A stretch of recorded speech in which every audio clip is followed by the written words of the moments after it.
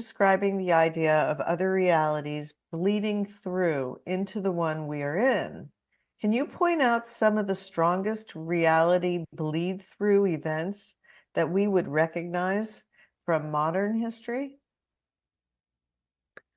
Not so much historic events that we will call out, but the idea of certain experiences, like déjà vu, can be the result of bleed through from other realities that may be experiencing something similar to what you are experiencing in your timeline, but maybe ahead of your timeline, the event already having happened.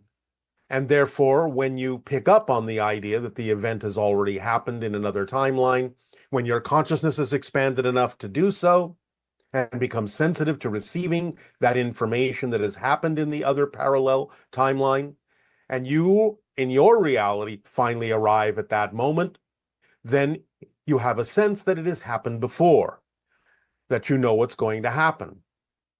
So that's one way in which the idea of bleed-throughs can express themselves in your timeline through the idea of déjà vu. Okay. How different are the parallel Earth realities where Christmas was never celebrated in the Western world? Is there another holiday that generally replaced it? And are they farther from open contact than we are, or do they have a variation of it? You are speaking as if there are only a few realities that experience things in different ways. There are a large number of realities that have different experiences along the subject that you're asking about. So when you say, are they closer to contact than we are, some of them are, some of them are not. Some of the major changes in terms of what you experience as your Christmas holidays in some versions of Earth are experienced simply as winter solstice day, and maybe more representative of some of the original ideas that you experienced on Earth before it became known as the idea of Christmas. When the winter spirit in certain cultures was acknowledged, celebrated, and was the one delivering the idea of gifts, so on and so forth, such as beings that one culture on your planet refers to as Kernanos, instead of the idea of Santa Claus. So again, there are many different versions of Earth that experience holidays in many different ways. Some of them are very similar to yours. Some of them are not like yours at all. Okay. You have said that our nuclear weapons might disturb other realities because too much energy can punch holes into other realities. If that is the case, then what exactly is happening within our sun? Soul, our sun, must be punching holes into other realities because of the intense energy within it. What does this look like in the other realities, and is there bleed through from other realities into our sun? Yes, stars being a natural phenomenon fit in a balanced way within the universe. They do represent portals and doorways into different realities, but again, since it is all created naturally as part of the structure of the universe, it is not out of balance. It does not cause negative repercussions, even though it may tunnel into different timelines and different realities, and stars in one reality may appear very differently in another reality. The idea of nuclear war, nuclear detonations, is not, in that sense, a natural phenomenon, and therefore can be disruptive by being an expression of a large release of energy in an unnatural, unbalanced way that doesn't fit into the idea of the natural structure of existence. And that is why it is something to be avoided. Okay, this person is saying that they can no longer depend on fingerprint ID on electronics because once they set it up, it only lasts for a short while, sometimes just a few hours. Is that a function of their shifting realities, or is it just a mundane technical problem? It can sometimes be a technical issue, but the idea is that when people start accelerating their vibration, they can interfere with electronic devices in many different ways. So it can be a sign that you are broadening your bandwidth and that the vibration you're giving off may not necessarily always be vibrationally compatible with some of the electronic devices that you use. And how exactly do you switch timelines? Can it feel seamless and easy? How will I know that I switched timelines? Can I ask for an obvious sign like a new freckle that I didn't have before? Sometimes there are physical manifestations of having made a switch, but again, remember, you are switching all the time. So, yes, it is usually seamless. You don't even know you're doing it. When it is necessary for you to recognize that you have shifted into a parallel reality, again, you're doing this billions of times per second, but when it becomes necessary for you to recognize that you're doing it, when it is something that you need to experience as not being seamless, when you notice the shift, it can happen in many different ways. You can just get a feeling, an energy surge. You might see something different on your body that you didn't notice before. You might see things differently in your surrounding reality that you didn't notice before. You might see things appearing that weren't there a moment ago or disappearing that were there a moment ago. There can be many different ways in which you can recognize you have shifted. It just depends on the person and what is relevant for your life path. But remember that you're shifting all the time. It is usually seamless. It is not something you necessarily have to pay attention to. It is something that happens automatically as you guide yourself by making your choices, and then that determines and controls exactly how you're shifting. That's why, again, we give you the formula because it is a very precise navigational tool that will allow you to navigate through the shifting into different parallel realities in a way that works to your advantage, that is relevant for the experience in a positive way of what you laid out in your life path. And is it possible to move from one reality to the next without having the death experience? This Again, individual says, you're shifting all the time. So you are moving from one reality to another in a sense without the idea of experiencing death. So, yes, it's possible. But again, the idea of death is something a little bit different because you're waking back up into yourself as a soul, as a spirit, and it serves a different function. It serves a different purpose. It gives you the opportunity to make choices on a different level. okay, and this next question is why must we humans shift to a certain vibration if there exists an intelligent universe and higher beings that are able to translate our intentions and wishes? Why is it so complicated to shift to a reality we prefer? It is all about the process of learning how to do that by going through the process. That's why you chose to have a physical experience, so that you challenge yourself in a different way than you challenge yourself in spirit. And by challenging yourself through the idea of the experience of physical processes, you gain knowledge and insight and lessons and growth in a different way than you would in spirit. The idea that there may be other beings that exist on higher levels has nothing at all to do with the choices you have made for what you will experience in your particular life path. They may assist you, you may have a team behind you, but they will only be able to assist you on the life path that you all agreed you would experience and the processes you agreed that you would go through because your soul determined that that's what you needed for your particular kind of growth that you preferred. So you are living out your life path and will go through these challenges and processes because they are the lessons that you need to learn to grow in the way that you chose to as a soul. Okay, and this individual is saying that during the night between November 30th and December 1st, they felt a wave of positive vibration go through their body that woke them up. It was like an earthquake or the pressure wave from an explosion. I could feel and even see it. Before this, I dreamed of a small yellow oval shaped light slowly falling onto my balcony. I sensed it might be delivering a message. Could this experience be connected to the CE5 contact I did the evening before? Some are linking the Schumann resonance during the time frame to a timeline shift.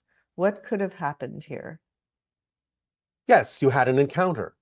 You opened up to the idea in your CE5 of inviting an encounter, and therefore you had one. But it took place on different levels of reality, and so seems a little bit confusing to you because it didn't necessarily take place in your physical reality in totality. So, by experiencing that encounter in a slightly altered version of reality, it is something that doesn't quite make sense to you when you wake up in the morning and start to remember what you experienced, sort of similar to the idea of a dream. Nevertheless, it was representative of an encounter you had invited to have happen. And since we are constantly shifting between realities, if we feel we've given away our energy, become disconnected, or fallen out of balance, is it necessary to go back and fix or clarify the situation with the person or circumstance involved? Or can we simply reclaim our energy, reconnect within ourselves, and move forward? In general, when is it best to address the past versus letting go and moving on? It depends on the circumstance, the situation. If you feel it is important for you in some way, shape, or form to clarify your intentions with another person in terms of what happened, that's all well and good. If you're not necessarily able to do that, or it's really not necessarily relevant for you to do that, you can simply learn the lesson and move forward. Either can work. Okay. And can you give us some suggestions or tools to more easily access our parallel lives? Again, you're accessing them all the time when you need to, when it's relevant for your life path to download information from a parallel reality experience. You don't always need to know that that's happening consciously. Let it happen automatically. If it becomes relevant for you to know that, then by following the formula, synchronicity will bring it to your attention when and where it's important for you to have a realization that that's happening. Otherwise, don't interfere with the mechanism. Let it function and flow naturally, automatically, so that you can simply move forward in your life by downloading what you need from where you need it, when you need it. Okay, and this person is talking about seeing things and then they like disappear, bows, Christmas bows, candles, just things disappearing. When that happens, what's the best way to interpret such events? We have already discussed this. The idea is that when you are shifting realities in a way where you become very aware that you're shifting, you may see the shift in certain circumstances, like things appearing that weren't there a moment ago or things disappearing that were there a moment ago. So this can be one of the signs that you are broadening your bandwidth of awareness in such a manner that you are proving to yourself that you are actually shifting different realities. Okay. And if we are constantly shifting to different realities and experiencing different versions of people, then who are we really in relationship with? What makes our family or our friends and our close friends, our close family, which versions of them are we connected with in spirit? You may be dealing with different versions that are extensions of their greater oversoul. When you shift to a different reality and are interacting with a different version of them, it may be a different extension of the greater oversoul that they are connected to. Okay, and this one is kind of interesting. There have been times when this person practiced creating their own reality, such as imagining a shift to a reality where the person they wanted as their boyfriend would show up on a plane and say he wants to join her on his trip. However, when I focus on believing I can shift instantly, I start to feel extremely anxious. Why does this happen? And is it really anxiety or is it something else? It is anxiety produced by the insistence that you have that things have to happen in a certain way, have to unfold in a certain way. You can have the visualization that represents an ideal outcome, but remember, you can't insist on it because you don't know that that's actually the ideal person for you to interact with at that moment in that way. So it is your insistence that it must happen that way that is causing resistance and therefore causes an anxiety energy within you. Okay. And this person is saying they are curious about what you are learning from our interpretations of the oracle statement that was delivered in the last transmission. Can you tell us what you have been able to determine from observing our interpretations of that statement? As we already mentioned in one of our transmissions, we will not be discussing anything having to do with your interpretations of what the oracle downloaded to you. Okay, and so does that eliminate this question about the Anunnaki name for their home world being Ashea and the Sasani word for the oracle being Ashaya? They sounded similar, and they were wondering if that was synchronicity or you could tell us something about that synchronicity. This was a downloadable glitch. The name of the world is actually Essa. It was simply that there was a residual energy and a residual pod of information that was downloaded to the channel with regard to the idea of the name of the oracle, which means spirit light, Ashaya, in our ancient language, and the idea still that the residual existed within the channel's neurological net that allowed it to be translated with the same word, when in fact the word and the name of the world actually is Essa. Okay, thank you. You spoke in your last transmission about the importance of balancing masculine and feminine energy at this time and seemed to be encouraging us to lean into the feminine. To clarify, when you're talking about feminine energy leading to a more preferable form of open contact, are you saying to move away from masculine energy entirely, or rather to integrate masculine energy in a healthy way with the feminine? What would a healthy masculine energy balance in line with open contact look like? Obviously, if you understand all the messages we have delivered to you, we are never going to tell you to move away from one energy or another. It's all about the idea of integration and balance. So, the feminine energy of nurturing and support in that way can be balanced with the masculine energy of assertiveness and standing one's ground, expressed in a non-violent way, not in an aggressive way, but in an assertive way, in a knowledgeable way. And both sides can benefit from this in a balanced state, where you can have something as a masculine energy, or what is typically referred to as a masculine energy, that doesn't even necessarily have to be looked at anymore as masculine. Whereas the idea of a nurturing and supportive energy doesn't even necessarily have to be looked at anymore as a specifically feminine energy, where you can have beings that are confident in themselves, capable of being so confident and assertive about who they are that they are capable of expressing a nurturing and supportive energy to others and being of service in that way. So the balance is that that's how it would look. You are grounded and assertive and confident within yourself enough that you can actually be of service in supporting others in their life path as well. And it seems that you put a great focus on us finding balance in our reactions on different levels.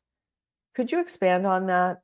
Is there any exercise or meditation that you could offer for us to practice balance? Well, again, the idea would be to ask yourself why you would choose something that would be representative of being out of balance. In other words, the idea of knowing yourself more fully, more transparently is very important to the process of staying in balance, because then you understand why you believe what you believe and can easily or more easily recognize when it might not be representative of being in balance with yourself, of not being within integrity within who you truly are, within your essential core frequency or vibration. So the idea is to ask, Why would I choose something that would be out of balance? Why would I do that? It is all part of knowing yourself. It's all part of your self-investigation and recognizing the idea that we have just described as being in balance by having a assertive confidence about who you are and your preferences, and yet at the same time also being open to the strength in vulnerability that allows you to be of service to others. That is a representation of balance. And so why would you choose anything other than that? For you. Let's say that it's already done in the sense that it won't happen. Should I still maintain the connection that I have with you? Will I still be able to access your videos, and should I still follow the formula and try to live my life as best as I can? How do I navigate if I fear that I will lose the connection that I have with you? The formula that we share with all of you is a gift. It's a gift that you can use whether you have contact with extraterrestrials or not.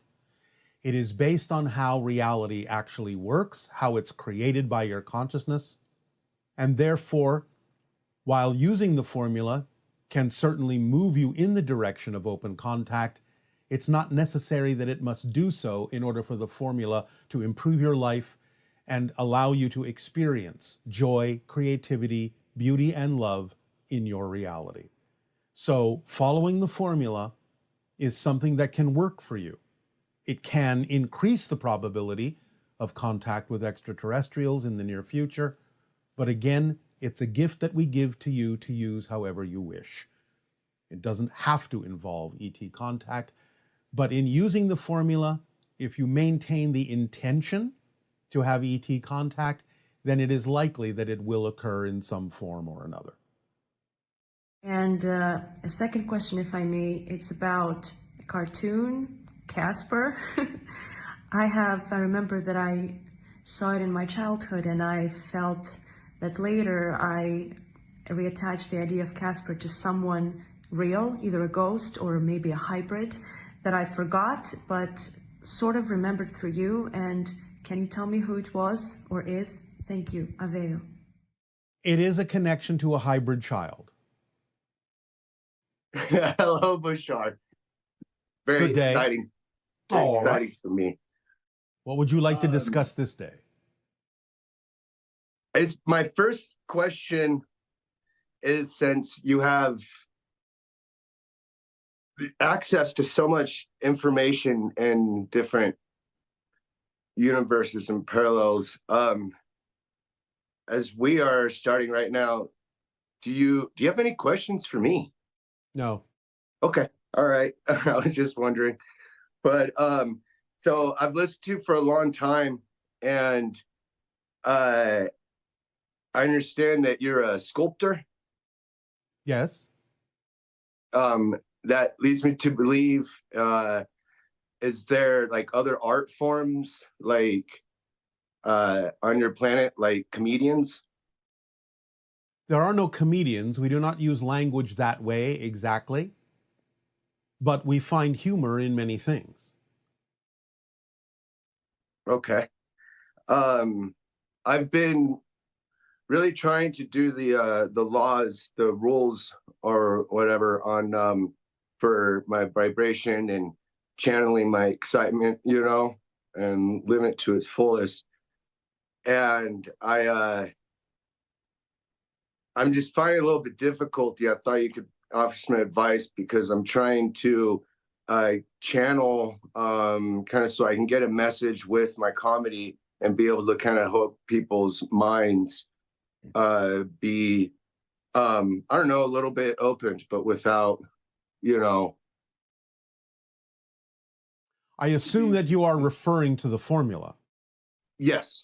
All right. Well, you understand that when you act on your passion as best you can, it raises your vibration and allows you to enter the gamma state in the brain, which is a state of stronger association, stronger connection. Some of the core of humor and comedy is making connections and associations that are unusual, unexpected, and surprising. That is the core of most comedies, of most humor.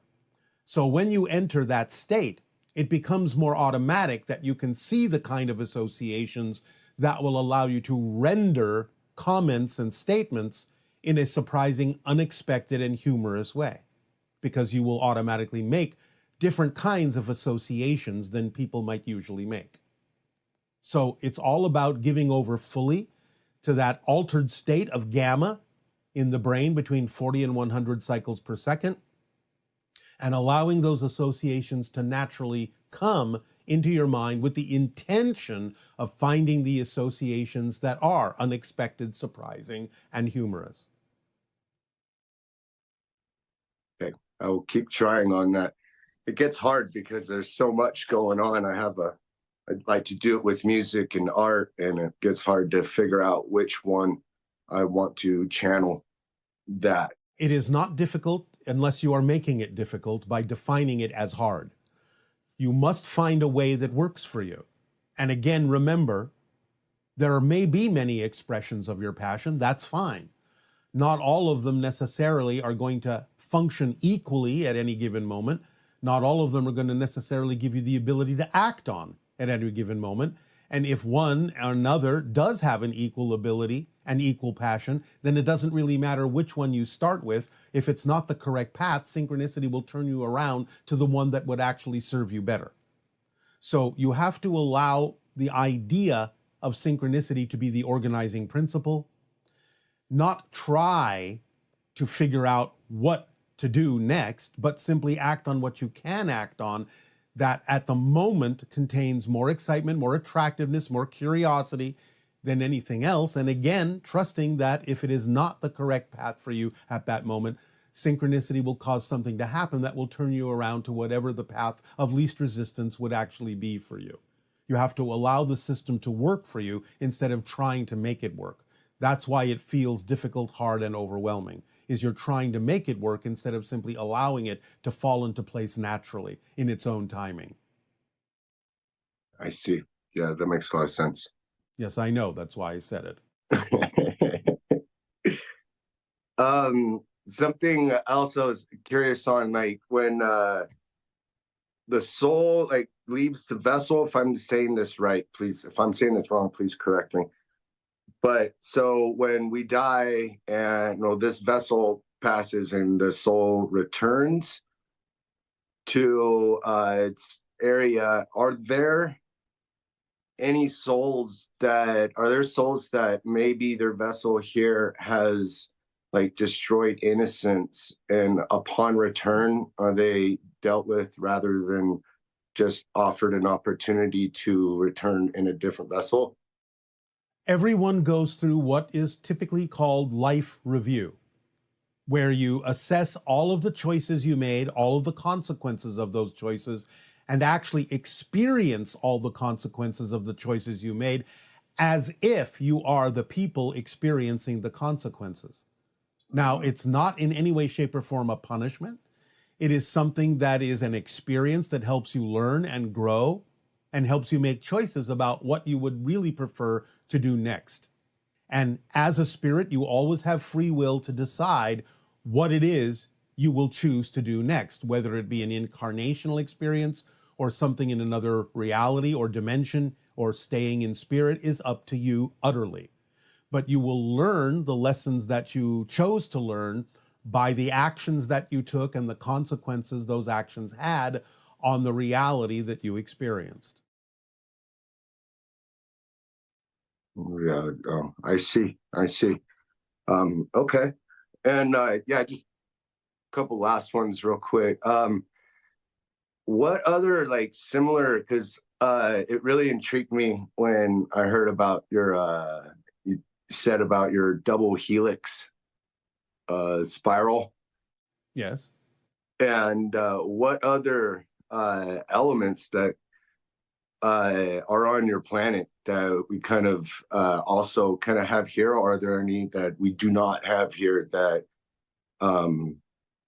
that you use for like art or whatever, or industrial? Or Well, again, most of the material that is used is a kind of nanotechnological, malleable, crystalline material.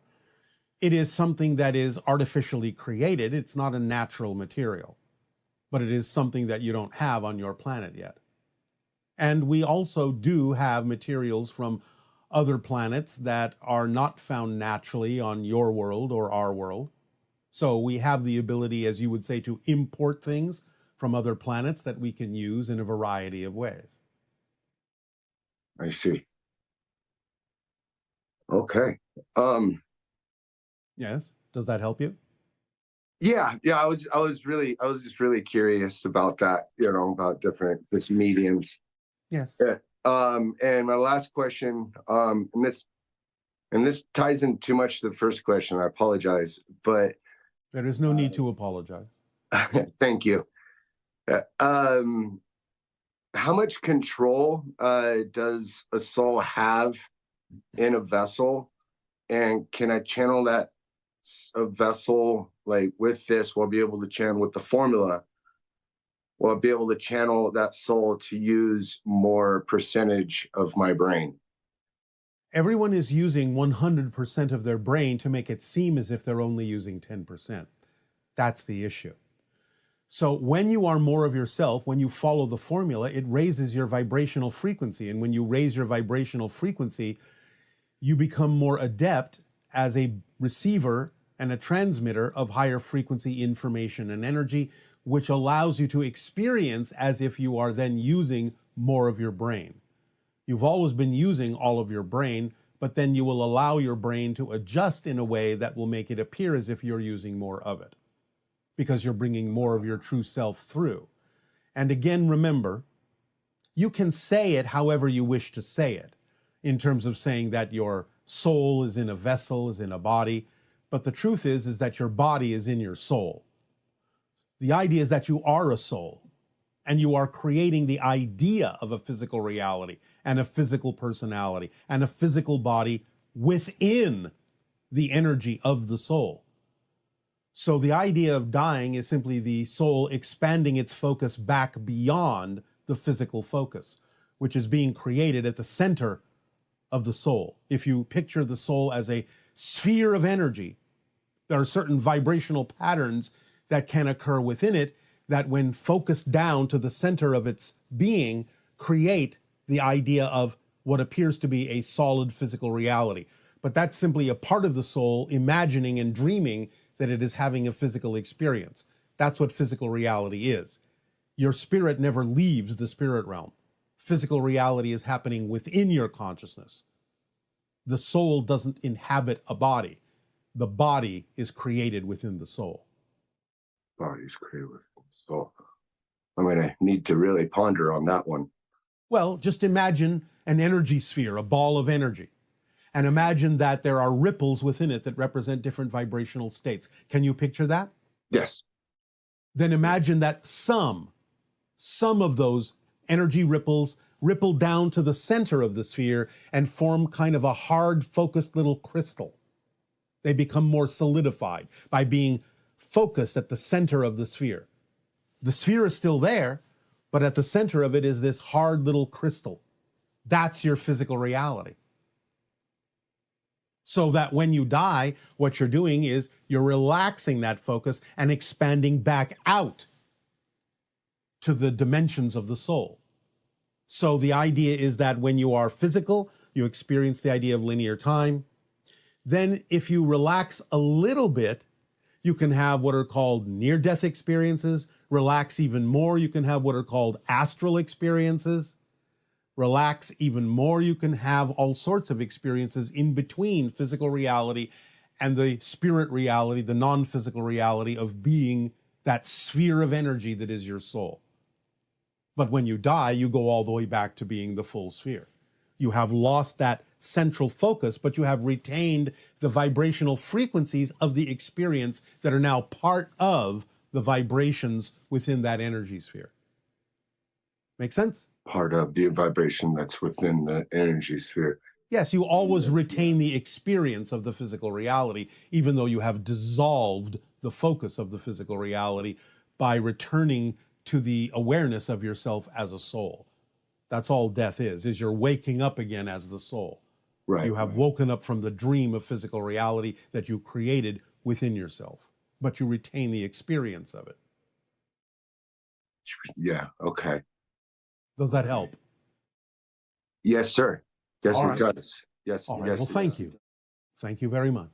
All right. Yeah. Yeah. I think that's probably my questions. But Oh. yeah. I guess when it's time, the last question is, can I come up? When it is time. So Okay.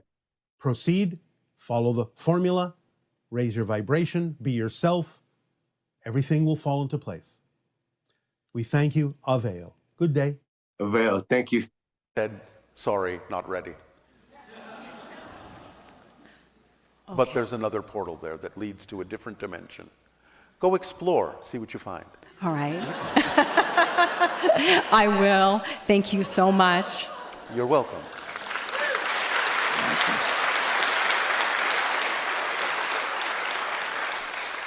Namaste, Bashar. Good day. Can you tell me what is the purpose of insomnia, if there is one? Well, insomnia can be created in many different ways.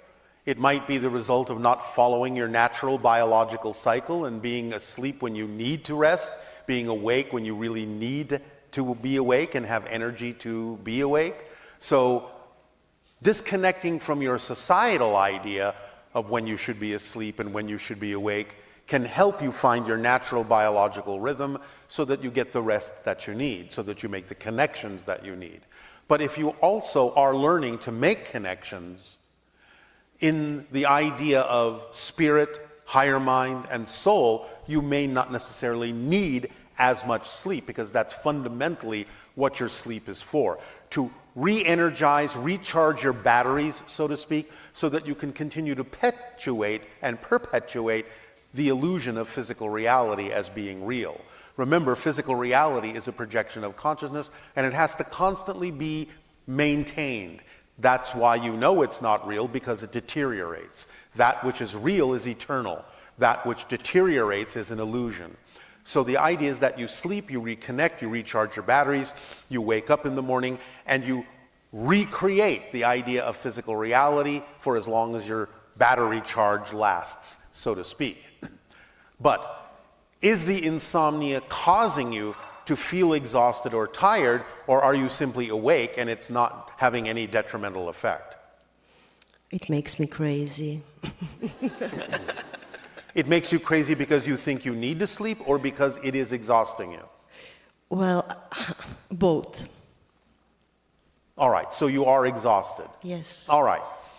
Are you acting on your passions in life? Yes. And what is that? I'm a teacher. I'm doing a lot of practices, doing a lot of spiritual work. All right. Thank you. And what is your greatest fear? Of not being able to function. Why are you afraid of not being able to function? Where did you learn that idea? Because then somebody else will need to take care of me. So you are afraid of needing someone else to take care of you? Is that what you're saying? Yes. Why is that such a bad thing? Because I need to be self-sufficient all the time. Why? I know where you're going with it. Thank you. Yes. Thank you. That's one of the reasons why you are not sleeping. Because in a sense, you're almost afraid that you won't necessarily wake up as yourself. That you will wake up needing help. That you will wake up and not be vital. That you will wake up and not have energy. That something will have changed in a negative way. You are being overly vigilant on your life. You are being a watchdog, stressing yourself out that something might go wrong, generating stress in your body in that way, and thus preventing you from being capable of resting, because you are afraid, symbolically speaking, that if you rest, you will not necessarily wake up the same. Do you understand? Yes. Are you willing to understand that you have an exit point? Everyone does. You have already determined what that exit point will be. No? Everyone determines when they will die. You will not die before your time. Your birth angels will see to it. I'm not afraid of that, I think. You are afraid of being dead while you're alive. Yes. So you are afraid of a kind of death. Yes. You are afraid of not being vital. Yes. But the fear is what saps your strength and creates a self-fulfilling prophecy. So it is the fear, if anything, that will sap you of vitality and require that you need the kind of assistance that you say you are afraid of. So you are taking yourself down that road. If that's not the road you prefer to go down, then don't look where you don't want to go. What should I do? Feel the vitality of your life, your passion. Focus on that positive energy and know that that is the energy of your soul, the energy of your essential being. And stop being afraid that something is going to deprive you of it, because only you can do so. So you have simply been taught to believe that this energy and this vibration can go away, that it can be taken from you somehow, unexpectedly. So you are overly vigilant. But it is the overvigilance that is causing the stress that will actually bring about what you're afraid of. You need to understand how to surrender to the flow in your life. You have to redefine the idea of surrendering. Surrendering is not giving up control. It is surrendering to the control that is built into you automatically. You have to go with the flow and know that and trust that and be that flow. Knowing that that flow will always take you exactly where you need to go. You need to understand how reality works, how you are creating your reality, how your beliefs create your experience, how your fears bring about what you fear you will experience. You need to relax into your true self and not be afraid that you're going to trick yourself. In a sense, what you're saying is you don't trust yourself. So you have to trust that you are a vital human being who is compassionate, following her passion in teaching and the other things, that you are being of service to humanity, and that nothing is going to take that away from you except you. Do you understand this? It will take time to... Why will it take time? Because... One moment. That's a perfect example of what we're talking about. Do you understand that negative beliefs need to perpetuate themselves just like positive beliefs do? Do you understand what we have said about how beliefs work? Yes, no, maybe? Maybe. All right. Without believing something to be true, you will not have a physical reality experience, because physical reality isn't real. It's the product of what you believe is true. So the idea is that any negative belief you have needs to perpetuate itself. And the way that beliefs perpetuate themselves is by telling you stories and telling you things that make sure you will not let them go.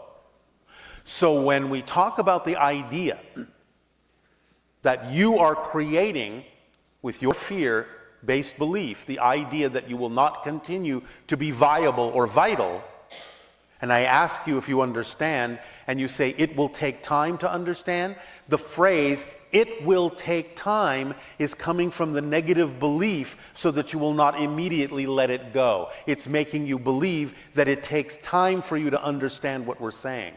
So that's a resistance to change. Yes. You see what we're saying? Yes. It's a resistance to change. You have to hear what comes out of your mouth, listen to what goes through your mind, and go, wait a minute. It's not an absolute fact that it will take time for me to understand this, or that it will take much time at all if it takes any time. It will take the right amount of time, the perfect amount of time for the process I need to go through to have a deeper appreciation of what is being said and what I need to understand about how things work in my life. But you don't have to succumb to the idea that, oh, this is just going to take a lot of time. That's the negative belief telling you a story. Tell them it will take a lot of time. That way you don't have to do anything about it right now. And that way I can hang around for a while. And you can keep believing all the stories that I tell you, even though you don't like what I'm saying. But I'm going to make you believe it's going to be hard to change. That's one of the aspects of the story that I'm telling you. It's hard to change. Things take a long time. You will struggle to understand this. These aren't facts, they're stories. They're beliefs. You can change a belief. Do you believe that? Yes. All right. So the timing is up to you. It depends on when you know you can understand what's being said about how this works and know that that is just as real as any experience you have ever had that you don't prefer. So, I'm going to tell you this. You will have help over the next 3 days learning to drift off to sleep. A deep, relaxing, informative, comfortable, restful, and energizing sleep. Over the next 3 days, just when you lie down, open up, ask your spirit guides, ask your angelic team, ask your soul family for help to let you relax and let go. This is what we mean by relax. Relaxing your grip on any fear-based belief about being vital so that you can truly get in touch with your vital core, your essential self. And then you will find you will start drifting off to sleep because you will no longer, over those 3 days, be afraid. All right? Thank you so much. Pleasant dreams to you. Thank you.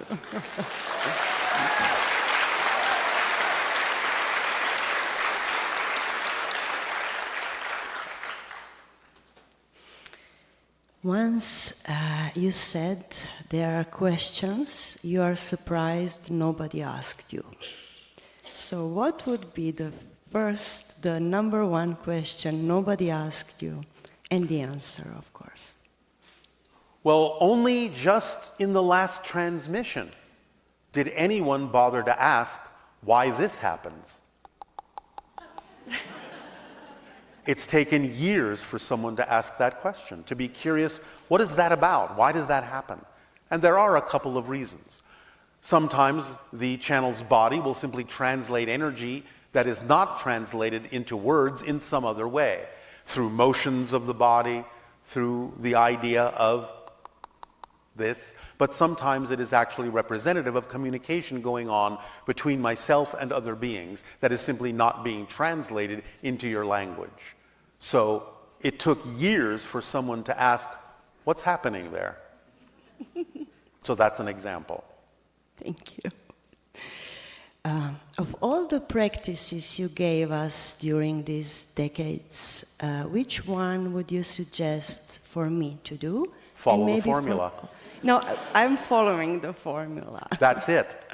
We have given you a lot of other permission slip suggestions and told you that it's up to your imagination to adapt them and alter them in whatever way works for you. So it doesn't really matter what technique you use. The primary fundamental idea is follow the formula, which includes being passionate about any particular permission slip you're attracted to use. So that's included within it. So following the formula is the fundamental answer. Thank you. You're welcome. One more question. All right, thank you. You can communicate with us telepathically. Not always, no. Not always? Because you're not of the same frequency. Remember, telepathy is being on the same wavelength with one another. You're not reading each other's minds, you're reading your own mind, but you're having the same thoughts as someone else you're on the same wavelength with. That's why we're telepathic within our own civilization, and why sometimes we can be telepathic with humanity when you get your conscious mind out of the way and you are truly in love. Because that's why people who are in love often know exactly what each other is thinking, and they don't have to talk about it, they just know. Because they're on the same frequency, they're on the same wavelength, and they're having the same thoughts at the same time, because it is those thoughts that go with that frequency and no others. So we are sometimes synchronistically telepathic with you, but not always, because you don't always open the door for us, because you're not always on the same wavelength that we are. I was wondering if maybe you can send to all of us here who are prepared to receive some pictures of your ship, of your civilization, of yourself, of your art, of... Yes, well, we have described much of this before. Is there some specific thing you would like to know about our civilization? Well, can you send us telepathically some pictures right now? In your dream time, yes.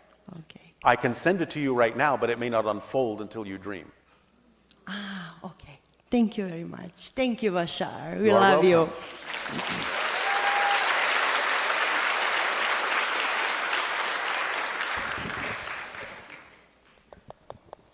Good day, Bashar. And to you, good day. When you speak of us being in the graduating class, what do you exactly refer to? I refer to the idea that, as you say in your language, Earth is an advanced school. And therefore, this is not a kindergarten. This is the playground of souls who are very strong, who are here for a very particular purpose of assisting humanity evolve. And therefore, this is a master's degree program. It is, shall we say, not for beginners. Right. I feel that I'm in that program, and it might be a possibility for me to actually graduate during this lifetime. Yes, it's possible for many of you. You may go on to other things. You may stick around in spirit to be spirit guides for other people going through similar things that you've experienced in physical reality. You will have a choice. You have free will as a spirit as well to decide what you would like to do next. So if you feel that you're truly done with the Earth experience, you'll move on. That's your choice. Okay, thank you. That was one of my other questions. And I know this has been done not very often, but when a human being leaves this Earth plane, it is possible to take the physical body. No. Or no. Not take the body out, but dissolve the body at the time of Oh, death. yes, it can turn into, and this is what happens in our civilization. No body remains behind. We simply convert back into energy. Right. Is there something we need to know so that we can do that more readily? Why do you care? I'd like to do it. Why? I don't want to leave my body behind. And the other reason is Let me put it to you this way. Yes. If it is necessary and relevant for that to happen in your life, nothing will stop it from happening. But I will also say this. When you transition, you won't care anymore about whether you left a body behind. And you will understand that there may be purposes in leaving the body behind for those that remain in physical reality, so they have something to relate to about the idea of honoring your passing. Possible. Yes. So thank you. It'll be okay whatever happens. You will understand it from the spirit level as something that is necessary, because it's not just about you, it's about others as well. Yes. So yes. if it needs to happen, it'll happen. If it doesn't need to happen, it won't. And just let it happen in the natural way that it needs to. Eventually, humanity may evolve to where it is no longer necessary to leave the physical form behind, but that may or may not be the case now. So you will know what the case is when you transition back into spirit. Okay, thank you for that. Yes. When we arrived here on Friday night, and we slept at the hotel, and I woke up the next morning, either it was that I had such a profound sleep and I just felt that woke up really rejuvenated. But the first thought that came to my mind was that my subtle body was up in a spaceship. Well, yes, many people will remember that you have encounters in the astral form very often. It's not always that you're taken physically into ships. When you travel astrally, when you're asleep, you have many different experiences and do often visit our ships, our planets, so on and so forth. Sometimes you remember it as a dream, literally or symbolically. Sometimes you don't remember it at all because it's not relevant for you to remember it while you're living your physical focused life. But yes, you're very busy. Remember, when your body is asleep, your spirit is awake all the time. It never sleeps. So you have many different kinds of experiences and adventures in many different forms when your body is asleep. Right. Is it possible then to heal on a subtle plane in the subtle body, and then when you come back into the physical body, that then it affects the physical body in a positive way? Yes, unless another process is physically necessary for you to learn a lesson. Right. Then you will not avoid that. But yes, fundamentally, it is possible to allow the subtle body, the astral body, the energy form, the spirit, to realign itself in a way, and that can be one skill that humanity is learning, to allow the physical body to align with that and, shall we say, rewrite the template. Mm-hmm. So yes, it's possible. But are you at that stage where it's something that can happen without you avoiding a lesson that you agreed to learn through the physical realm? So as long as it's not avoiding a lesson, then yes, it's possible. And it might be a skill you need to learn. Okay. And that's where medicine is going anyway on your planet. It's all about resonance, frequency, and realignment and connection between the physical and the non-physical. Mm-hmm. Ever since I'm a child, my right side of my brain feels very different than the left. Yes, well, they are different. They are different, and yet one's so heavy and it causes pressure. I don't think it's a medical thing necessarily, but can you give me some insight? No, it's an energetic thing. Mm-hmm. Remember that you're simply the kind of spirit that is not used to the idea of what you consider to be the rigidity of physical reality, which is represented by the logical side of the brain. You are more intuitively connected, and therefore the creative side of the brain feels more freeing than the logical side of the brain to you. Mm-hmm. And that's why it feels heavy. Yes, it does. Thank you for that. So you have to balance that out in your definition. Both are fine, and you need to create a balance between them. One technique we have given to do that is by focusing on the idea of the infinity symbol, going from one hemisphere to another through the center of the brain, through the corpus callosum, and balancing the left and right hemispheres in such a way that they can function in a more balanced way, and that allows both sides to feel more equally light and equally balanced. So you can focus on the idea of the infinity symbol this way, passing energy back and forth and back and forth and back, in a meditative state, and it can allow you to feel a little bit more coherent, a little bit more cohesive, and a little bit more balanced as time goes on. All right? Oh, thank you. Very helpful. All right. Thank you. You dare to ask some questions that might be a little different, and I appreciate your willingness to listen to them. I am always willing to listen. We will see if we are willing to answer. Certainly. Well, I wanted to thank you for introducing my partner to me. He decided to travel to Hawaii because he was listening to one of your transmissions, and you said that everything seems to happen more quickly there. And we very quickly met. He introduced me to you. 7 months later, we were pregnant, and now we have a 4-year-old daughter. All right. Congratulations. Thank you. Also, it's significant that a week from today I turned 40, and I'm at a very fortuitous time, as you mentioned, these cycles of 40. So yes. A little bit about my background and what I'm intending to learn from our interaction today. It's, of course, to serve humanity in its highest. I'm a physician by profession, and I have started working for the last 12 years plus with psychedelic medicines that are here to expand consciousness, to help ascend humanity. The teachers of the earth. Yes. I feel very honored because I'll be moving into a position, my dream job, I call it, where my goal is to bring 5-MeO-DMT and psilocybin to the masses as a safe and therapeutic medication for expanding and exploring consciousness.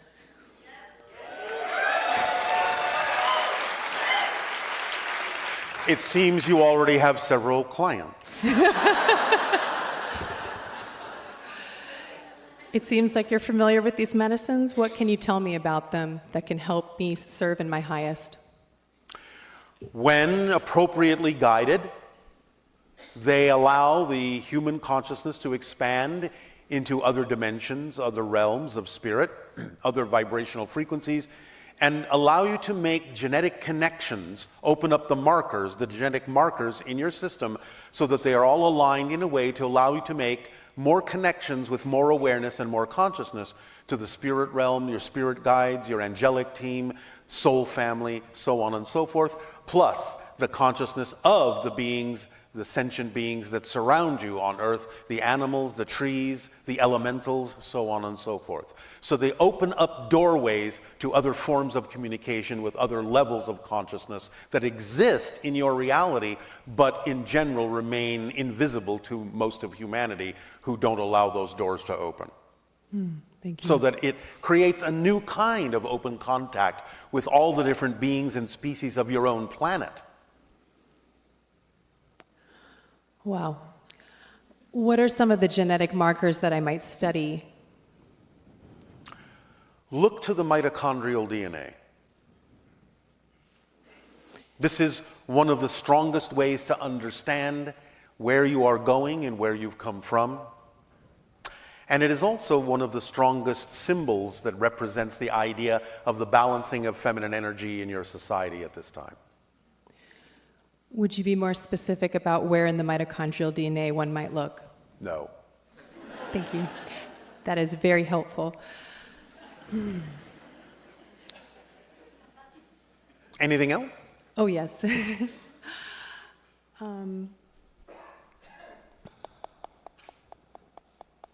One moment. In what area will you practice? I've been having a clinical practice right now where I am responsible for holding the space and container, helping individuals prep, and then administering the medicine, specifically ketamine, because I it's am legal. asking you what location on your planet.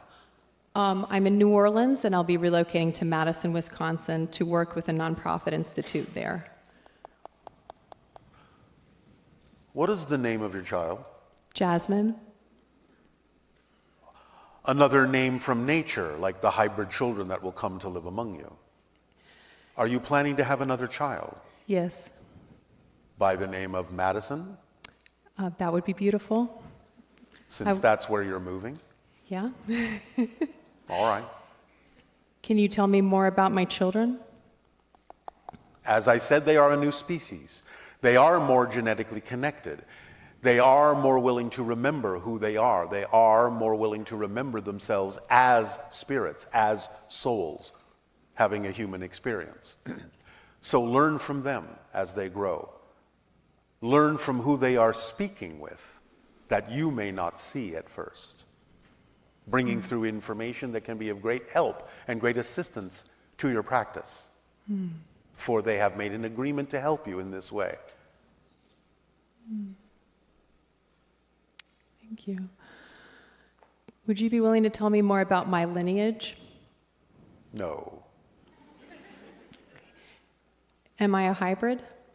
All humans are hybridized. That's what Homo sapiens are.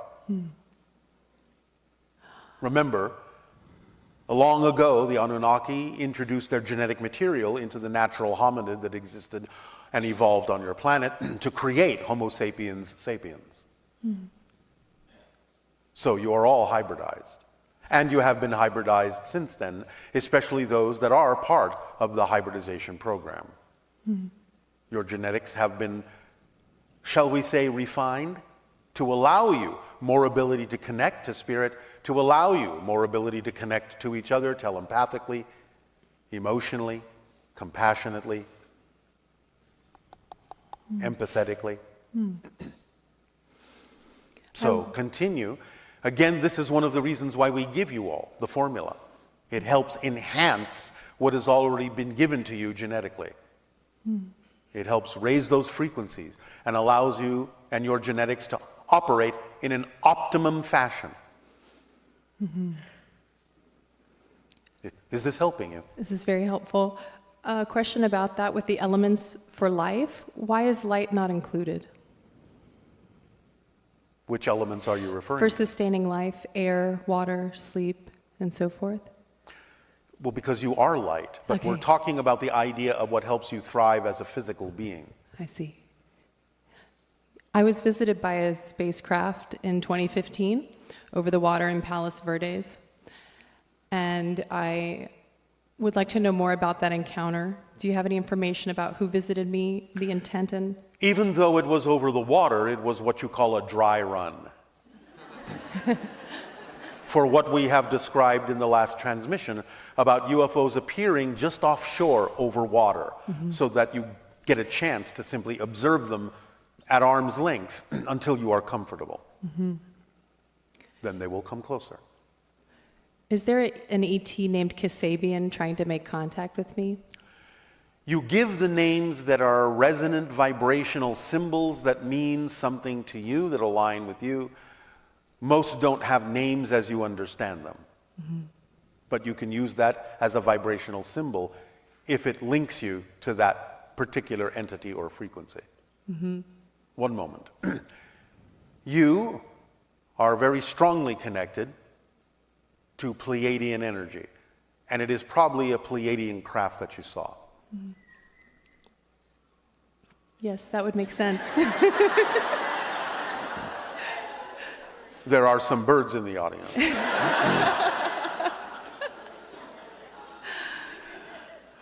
Or should we say avian dinosaurs? Will that do? A few more questions specific. No, not a few. Okay. I'm very interested in the biological and belief-based reasoning behind many physical conditions. Yes. Would you be willing to tell me more about the biological and belief-based basis behind severe myopia and a few other conditions, please? Well, it depends on the person and the reason they may have created that for themselves. My severe myopia? I cannot discuss health issues. It is not allowed. But the idea in general is to look at the symbology of what it is you are experiencing that you otherwise wouldn't learn if you hadn't that condition. Right.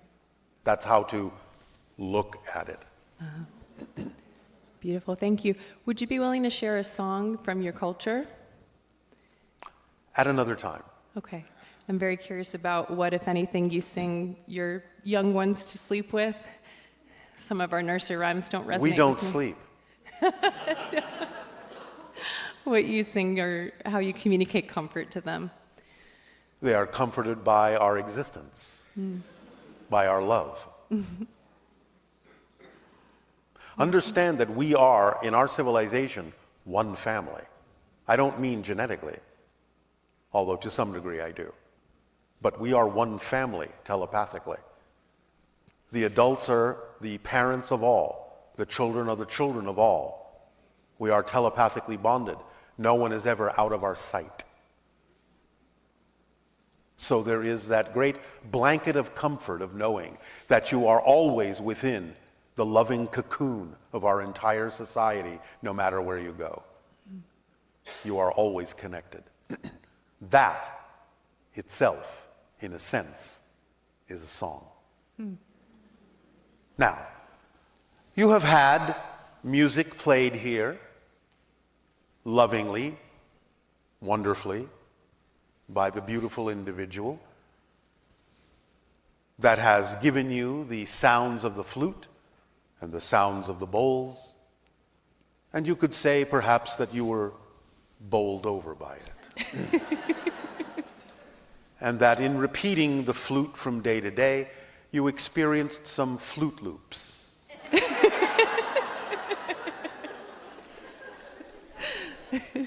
In our society, we do have percussion, we do have wind instruments, and we do have string instruments. They would sound very simple to you, however, and are usually based on the idea of beats of 3. However, even though it would sound very simplistic to your ears, because we can hear more than you can, it sounds like an orchestra to us, because we can hear more notes than you can. So if that gives you some idea of the music that you would experience in our world, then there you go. Thank you so much. You are so welcome. Thank you.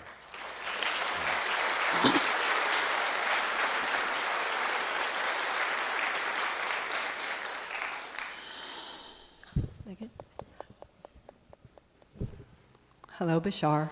And to you, good day. I'm terribly excited to be Oh, speaking. terribly excited. Yes. And imminent contact, I want to be ready. Speak up, speak up. With imminent contact, I want to be ready, and I wanted to ask you about best practices physically. Follow the formula. I thought you were going to say that, but I have a specific question about Yes. our hearts. Yes. If I encounter an electrical field that's so much different than my human body, are there things I can do before contact to strengthen my heart, my electrical system? Be of service to humanity in whatever way you are passionate about doing so, to open up your heart and allow you to become more vibrationally compatible with those beings whose frequency you may not be compatible with right now. Oh. Because it's all about being of service. It's all about connecting on that deep level of the heart, of the spirit, of the soul to others. It's about expressing compassion. Okay. Yes, does that help you? It does help because I practice it with animals.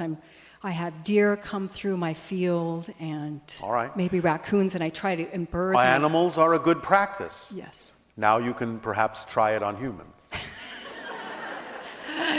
Remember that animals, not that they are literally angels, but animals come from the angelic realm. They are here to give you unconditional love, unconditional support, and unconditional reflection of whatever processes you may be going through, so that you can learn from them what you need to pay attention to within yourself. So giving them love can be reflected back to you to make sure you give yourself the same unconditional love, and to others as well, as you express your compassion in service to others in humanity. Okay, thank you. Yes. I have one more question. When I was at the end of my third pregnancy, I lived in a cabin in a remote area of the forest. And one day, what looked to be a government car drove up, and two men in suits got out and came to my door. They knocked. I answered the door, and that is all I can remember about this event. And also, I'm Rh negative. I don't know if that had something to do. Yes, it does. We will not go deeply into the idea of the Rh negative factor, though it is connected to some ancient genetics and extraterrestrial origins. But of course, the idea is that those individuals were not what you think they are, and you had an experience that was erased from your memory, an encounter that you will remember in time. Because my daughter is here. She's in the audience, and she was the one maybe they were checking up on. Oh, they were checking up on all of you. That's good to know. Remember, those that belong to the hybridization program, this exists in family lines for generations and generations and generations. Okay.